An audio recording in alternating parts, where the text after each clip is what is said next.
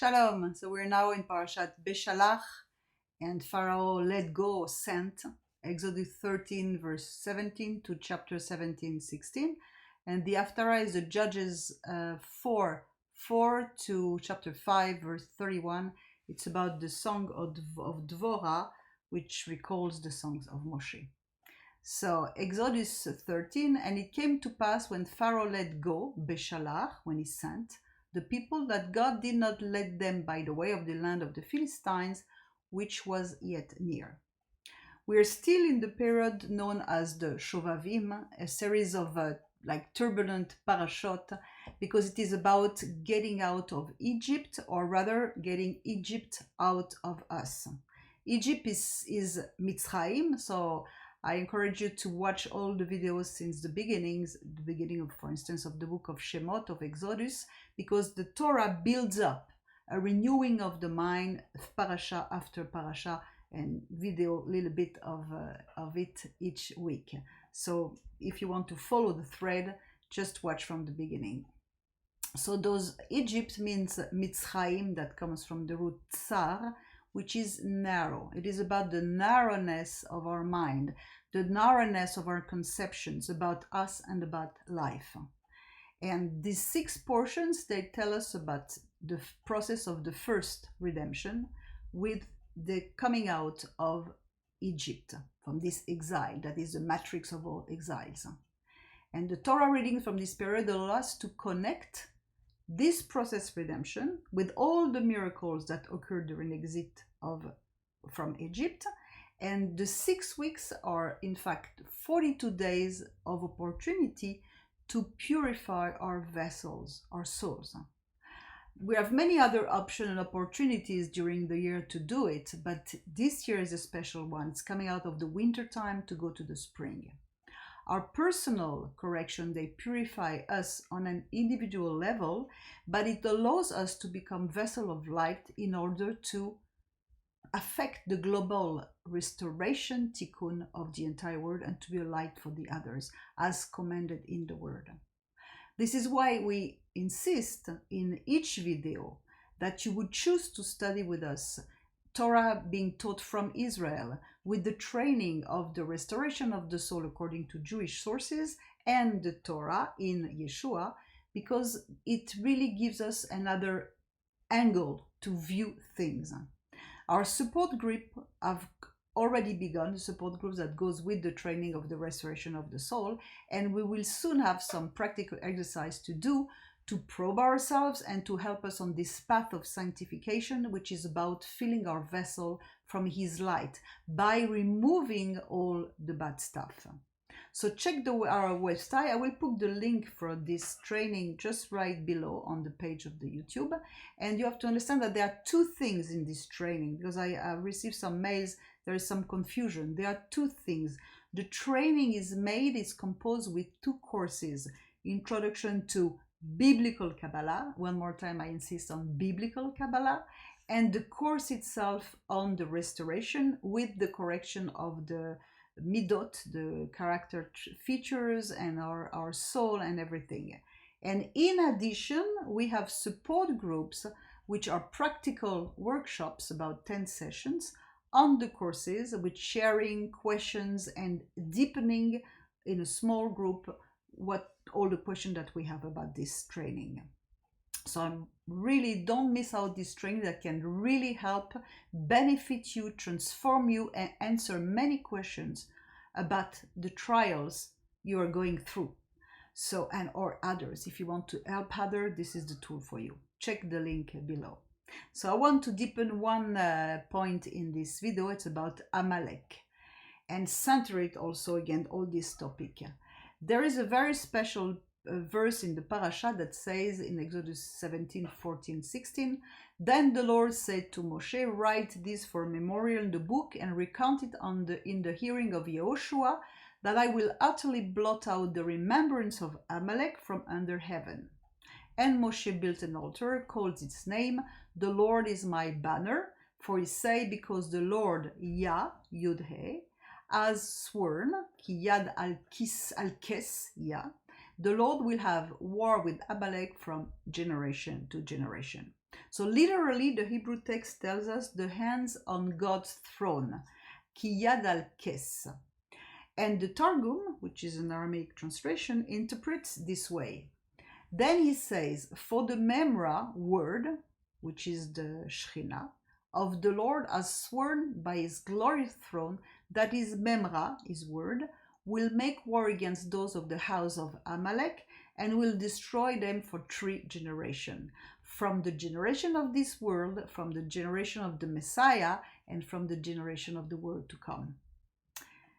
An essential verse that concerns our future and the coming of the Messiah. Amalek, why, represents the very essence of the enemy. In fact, we are our own enemy when we transgress and when we feed the enemy. And he is there to destroy and to the people of God. It's also the weapon of chastisement used by God to bring Israel to tshuva, to repentance. But in this verse, we have an anomaly.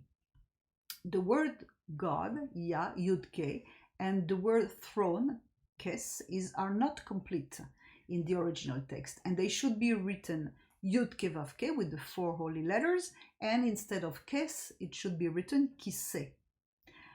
What does it mean? That God in his oath proclaims that his name and his throne will only be complete when Amalek is destroyed utterly.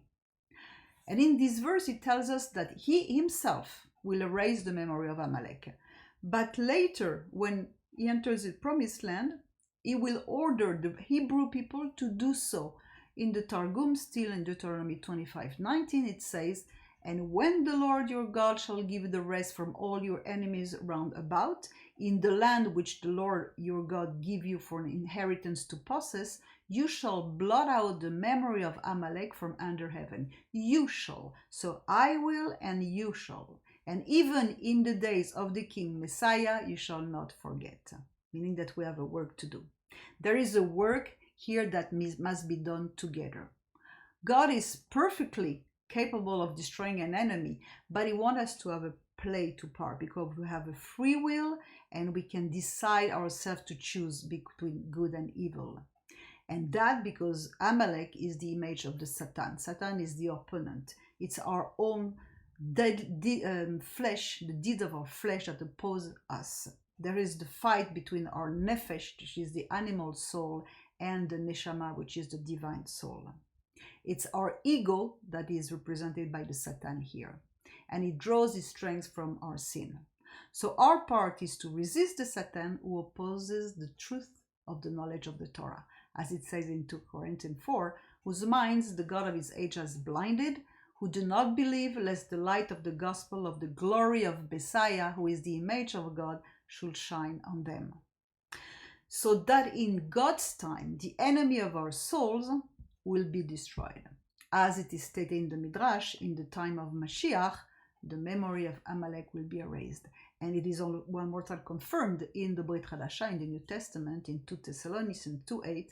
And then the lawless one, meaning the one without Torah, who transgress, who reject the word of God, will be revealed, whom the Lord will consume with the breath of his mouth and destroy with the brightness of his coming.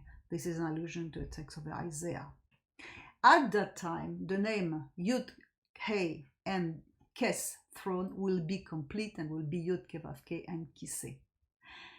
But that's not all. Going into this direction, we need to talk a little bit more about Amalek. And for this, I will include a text from the Zohar. And the Zohar, we have made a few videos on our playlist, the Zohar Minute. So please watch it to understand what is the wonder of this very deep Jewish sources that gives us the revelation of the Messiah all the time. And it is the 4th degree level of interpretation of the Torah that is called the secret one, Sod, which is what we need today. In last week's Parasha, Bo, there is a verse that can be interpreted in different ways. It's about the multitude of people that sometimes associated with the nations and so, but I want to give you the Jewish aspect of it. Exodus 12:38, a multitude of people, Erev Rav, of all kinds went up with them. They also had large flocks of sheep and oxen. So there are several interpretations. Either they are converts to the God of Israel who followed Moshe and the Bnei Israel, or there's an ancient text that gives us a totally different interpretation at a spiritual level based on this verse, where Hashem seems to reproach Moshe for a personal decision. In Exodus 32:7 it says, "The Lord said to Moshe, go, come down, for your people whom you brought out of the land of Egypt have become corrupt." So it seemed that Moshe would have decided on his own to accept the coming of this mixed multitude. What is mixed? Mixed of what? Of good and evil. Erev in Hebrew is mixture. In the hope of converting them, but the time was not ready. They were not ready. And according to the Zohar, this multitude, this Erev Rav, mixture, are responsible for many evils in the world and in the people of Israel until today.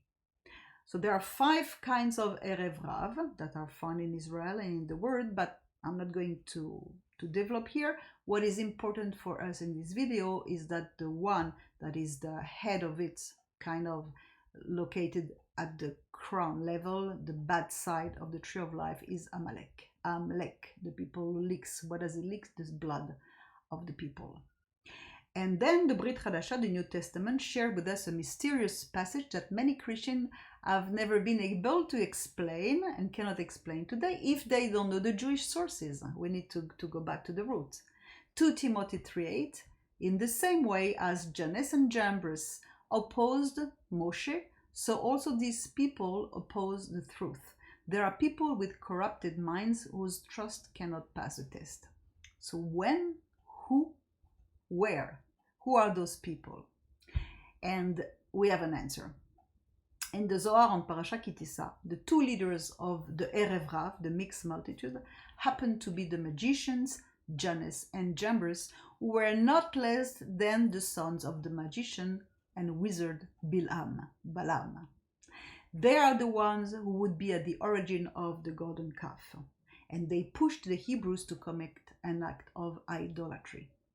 And then the Arizal, Ari HaKadosh, tells us that their method was to manipulate people's deepest layers of the mind that is associated to the Sphira, the divine attribute on the tree of life of Da'at, which is knowledge. Knowledge, Da'at, is about connection. It's about connection between 2 higher Sphirot, which are the wisdom and the intelligence, discernment, and when they connect together, they create knowledge, which is an intimate connection. When we know somebody, we connect to him. If we don't know the person across, we don't connect. So this is why it says that Adam knew his wife, Yada, Da'at, same root, Ishto or Chava. So those mixed multitude, knowing magician in the realm of spiritual aspect, they knew how to manipulate the people psychologically and spiritually. In fact, Ari HaKadosh tells us that the numerical value of Erev Rav is 474, which is equivalent to Da'at, knowledge. 2 sorcerers, Bilam and Balak, would come from the side of Amalek, and they are the root of the confusion. Confusion about what's happening today, confusion about our calling, confusion about our emotion, confusion about everything. When there is confusion, there is no light. Light doesn't go with confusion. If we remove the letters Am from Bilam and the letters Lak from Balak, we are left with Babylon, confusion, Bavel. Bavel is Babylon.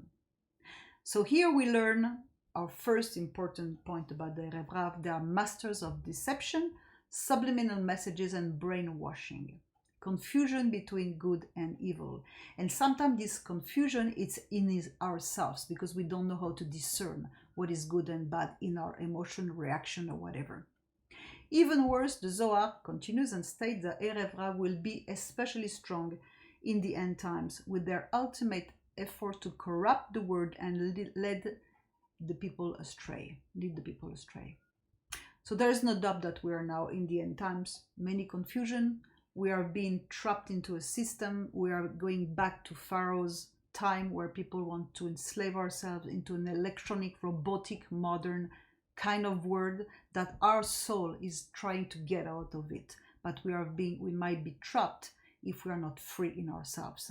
It's the battle in our minds, and by the way, the thoughts is gigim, which is the same root as Gog and Magog. So it means that the war of Gog and Magog has already started in our minds. It's a brainwashing that is draining the strength of the holy people. Like it says in 2 Corinthians 4:3, if our gospel is still veiled, it is veiled for those who are perishing, for the unbelievers' lack of faith. What is an unbeliever? Someone who doesn't believe, ma'amin, emunah, faith, whose mind, the knowledge, the deep layer of our conscience, has been blinded by the God of this world, so they did not see the splendor of the gospel of the glory of Messiah, which is the image of God. What is the antidote? One more time, faith. How do we build faith?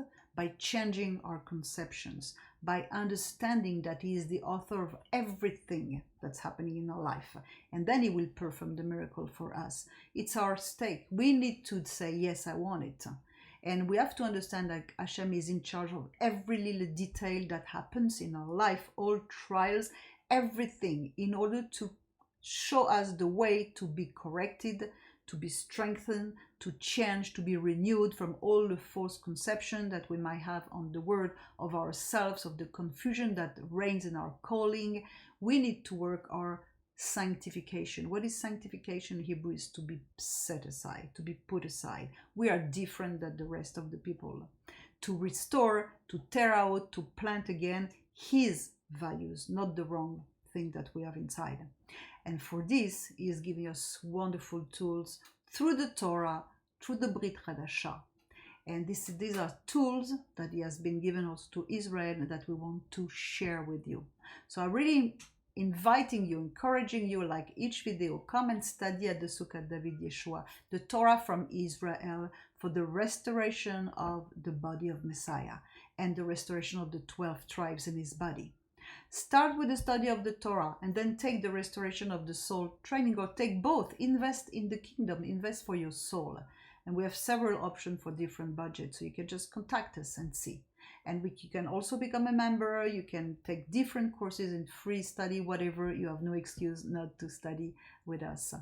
And on top of everything, as I mentioned at the beginning, we just offered a new option with our support groups, live sessions on Zoom in the form of 12 sessions that accompany those who study the soul restoration, the training of the restoration of the soul. But you have another one for the one who are also joining with the studies Torah, the studies of the 5 books of the Torah that we offer on the website. And this is a virtual Bet Midrash that is happening each Shabbat after evening for us. It's night here already, and for you it will be during the day. And this is about talking, sharing about the Torah, and to help us, each one, to understand certain things, to lead others, and to develop and to bring everything for the glory of God. So thank you very much for listening for those videos. If you like our videos, please share them. May we all be renewed in depth in our soul to make room for His light in order to shine for the others. By helping our neighbors, we fulfill the royal way of loving one another, and His blessing will flow. Share, spread the word about the yeshiva, invite your friends to the Shabbat meetings, and I hope to see some of you next Shabbat. Thank you very much for listening, and Shabbat Shalom.